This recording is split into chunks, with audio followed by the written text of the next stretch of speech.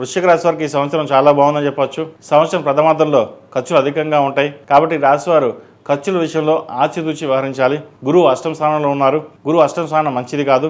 ఆర్థిక పరంగా అప్పులు చేయవలసి రావచ్చు. ఆరోగ్యపరంగా జాగ్రత్తలు తీసుకోవాలి. నూతన పెట్టుబడుల విషయంలో కూడా ఈ రాశివారు సంవత్సరం ప్రథమార్థం కంటే ద్వితీయార్థంలో పెట్టుబడులు పెట్టడం అనేది చెప్పదగినది. మధ్యవర్తి సంతకాలకి దూరంగా ఉండడం, మీ ప్రయత్నాలకు తగిన గుర్తింపు లభించకపోవడం అనేది ఉంటుంది. అదేవిధంగా జూన్ 2 నుంచి గురువు భాగ్యస్థానంలోకి మారుతారు. అక్కడి నుంచి చాలా బాగుందని చెప్పొచ్చు. జూన్ 2 తర్వాత ఈ రాశి వారికి ఆర్థిక సమస్యలు తగ్గుతాయి. ఆదాయ మార్గాలు పెరుగుతాయి. రుణాలు చాలా వరకు తీర్చగలుగుతారు.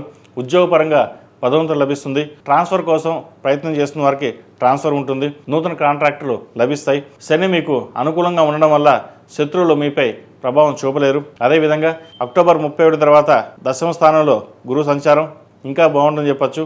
ప్రథమార్థంలో ఖర్చులు అప్పులు ఉండే అవకాశం ఉంది.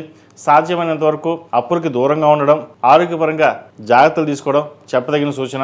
లేకపోతే ద్వితీయార్థంలో ఆరోగ్యపరంగా ఖర్చు ఎక్కువ పెట్టవలసిన పరిస్థితి గోచరిస్తుంది. ద్వితీయ పంచమాధిపతి అయిన గురువు అష్టమంలో జూన్ 2 వరకు ఉంటారు.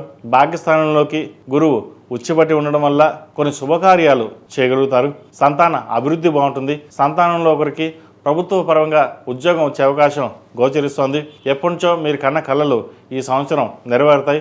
ముఖ్యంగా గృహ సంబంధించిన విషయ వ్యవహారాలు సానుకూలంగా ఉంది. సాఫ్ట్వేర్ రంగంలో ఉన్న వారికి, వైద్య వృత్తిలో ఉన్న వారికి, అదేవిధంగా సినీ కళారంగంలో వారికి ప్రథమార్థం కంటే ద్వితీయార్థం బాగుందని చెప్పొచ్చు. కష్టం తగిన ప్రతిఫలం వీళ్ళకి ఉంటుంది. దశమ స్థానంలో కేతు ఉన్నారు. దైవ దర్శనాలు ఎక్కువగా చేసుకుంటారు. దైవభక్తి ఎక్కువగా ఉంటుంది.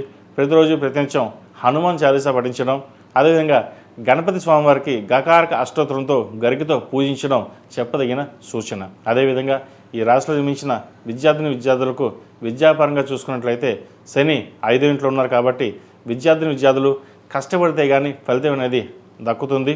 ఏకాగ్రత నిలుపుకొని ప్రయత్నాలు చేయాలి.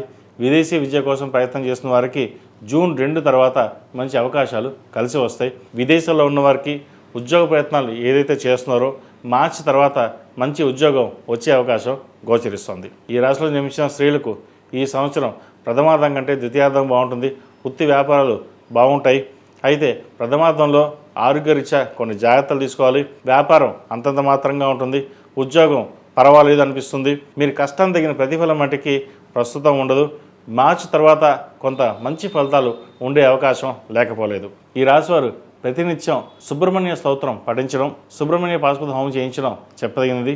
అదేవిధంగా 11 మంగళవారం నాడు సుబ్రహ్మణ్య స్వామికి అభిషేకం చేయించడం, అలాగే సుబ్రహ్మణ్య స్వామి రూపు కానీ కంకణం కానీ ధరించండి.